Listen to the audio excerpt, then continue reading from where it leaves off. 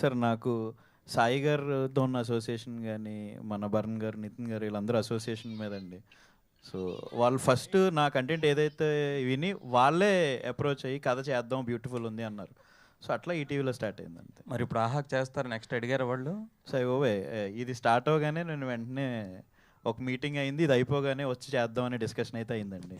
Sarath garu sir. అంటే ఒక star hero దగ్గర ఉండి మీరు అంటే మీరు ఏది అడిగితే అది అయిపోతుంటుంది అక్కడ, అంటే ఆ హీరోకున్న దీనివల్ల ఏంటో. బట్ ఇక్కడ ఇంతమంది స్టార్స్ని ఒక ప్రొడ్యూసర్గా డీల్ చేయడం అనేది ఇది ఎలా అనిపించింది మీకు? Sir different experience sir. So నేను బన్నీ గారికి పని చేస్తున్నాను. సో ఫిలిం అవ్వచ్చు, మార్కెటింగ్ అవ్వచ్చు, అదొక డిఫరెంట్ ఎక్స్పీరియన్స్. బట్ ప్రొడ్యూసర్ చైర్లో కూర్చుని ఇంతమందిని హ్యాండిల్ చేస్తూ మూడ్ స్వింగ్స్ ఉంటాయి, 100 ఉంటాయి, ఎమోషన్స్ ఉంటాయి, 100 ఉంటాయి, అవన్నీ హ్యాండిల్ చేసుకుంటూ అప్పుడప్పుడు మనకు తెక్కలేస్తూ ఉంటుంది. అన్నీ హ్యాండిల్ చేసుకోవడం పెద్ద విషయం సార్. సో లక్కీగా అన్నీ నాకు బేసిక్గా ఈ కథ మనుషుల గురించి చెప్పింది సార్. ఎలా డీల్ చేయాలి ఏంటి అనేది నేర్పింది నాకు ఈ ప్రాజెక్ట్ పర్సనల్గా. Yashasvi.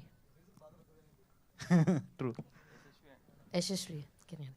So let us know how is your experience from the starting shoot of the day నుంచి రిలీజెస్కి వెళ్ళడం, మీరు ఆ థియేటర్లో ఎక్స్పీరియన్స్ చేయడం ఎలా అనిపించింది? How was the experience, whole experience? Since this is my debut, it was really wonderful. I was nervous that how the audience would react to my acting because I don't have an acting background, but I'm really grateful for this opportunity, and I will never forget it. This is going to all be very special for me, and it was little hectic because of traveling, but otherwise I really enjoyed it, and yeah, I'm looking forward to do more projects hopefully.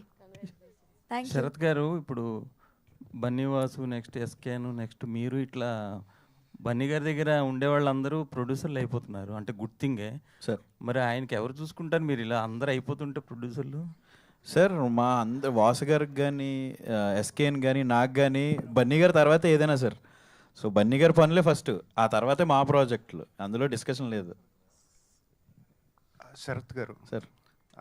బాగుందండి ఈ series, congrats first of all. Thank you అండి sir. అయితే ఈ సిరీస్లో August 8న heroine birthday అన్నారు కదా, ఆ రోజున హీరో హీరోయిన్స్ దేశముద్ర సినిమాకి వెళ్ళారు. రైట్. అయితే ఆ సినిమా జనవరిలో కదా రిలీజ్ అయింది, మీరు ఆగస్ట్ 8న పెట్టండి అంటే బలవంతంగా ఇరికించారా ఏంటి మీరు? లేదు, దేశముద్ర సినిమా బ్లాక్ బస్టర్ కదా, టైంలో 200 రోజులు ఆడింది. సో 200 డేకో 225 డేకే వెళ్ళారు ఆ సినిమాకి. ఆ రోజు 208వ రోజు వెళ్ళినట్టు పెట్టేశారు. అంతే కదా మరి, బ్లాక్ బస్టర్ బ్రో ఆ సినిమా. అంటే మీరు ఫ్యాన్ కదా, మీరు ఆయన దగ్గర పనిచేస్తున్నారు కదా, పర్టికులర్గా పెట్టారేమో. లేదు, చాలా రిఫరెన్స్లు ఉన్నాయి కదండి, అందరు హీరోలు. చరణ్ గారి రిఫరెన్స్ కూడా ఉంది, చిరంజీవి గారిది ఉంది. ఆ రిఫరెన్స్ సాయి గారు, సో అంటే ఈటీవీ నుంచి వస్తున్న వెబ్ సిరీస్కి అండ్ బయట అండ్ స్ట్రీమింగ్లో కూడా అండ్ ఒక డిఫరెంట్ రెస్పాన్స్ అనేది ఒకటి ఉంటుంది. సో ఖచ్చితంగా ఇట్స్ ఎ గుడ్ థింగ్. కానీ ఈ వీక్ చూస్తే అండ్ వేరే ఓటీటీలో కూడా మంచి వెబ్ సిరీస్లో ఉన్నాయి, అండ్ బయట మాత్రం గుర్తుకొస్తున్నాయి గురించి చాలా మాట్లాడుకుంటున్నారు. సో ఏంటి రెస్పాన్స్ ఎలా ఉంది? స్ట్రీమింగ్ కౌంట్ కానీ వీటి గురించి ఏం చెప్తారు? వ్యూస్ ఏది బెటర్గా ఉంది ఏంటి? అంటే వేరే ప్లాట్ఫామ్ గురించి నాకు తెలియదండి. డెఫినెట్గా ఆ ట్రైలర్స్ అన్నీ మంచిగా ఉన్నాయి. సో మా రెస్పాన్స్ యాక్చువల్లీ చాలా బాగుంది. లేకపోతే గమనేమి వచ్చి చెప్పాము హిట్ అని. వన్స్ ఈటీవీ సైడ్ నుంచి అది మేము కన్ఫర్మ్ చేస్తున్నామంటే ఇట్స్ బెటర్ దాన్ ఎనీథింగ్ అని నా ఫీలింగ్. అండ్ ఇది మాకు 90s ఎయిర్ తర్వాత one of the biggest hit in web series space అవుతుంది. And I strongly feel Telugu స్పేస్లో కూడా ఇది వన్ ఆఫ్ ద మెమరబుల్ స్పేస్గా ఉండిపోతుందని నా ఫీలింగ్. సో గుర్తుకొస్తున్నాయి ఈ ఇయర్కి one of the best web series అయిద్దని నా ఫీలింగ్ అండి. All the best, congratulations. Sarath garu, sir. So అంటే ఈ మీరు ప్రొడ్యూసర్ అవ్వటం అనేది సడన్గా జరిగిందా లేకపోతే కొన్ని నెలల నుంచి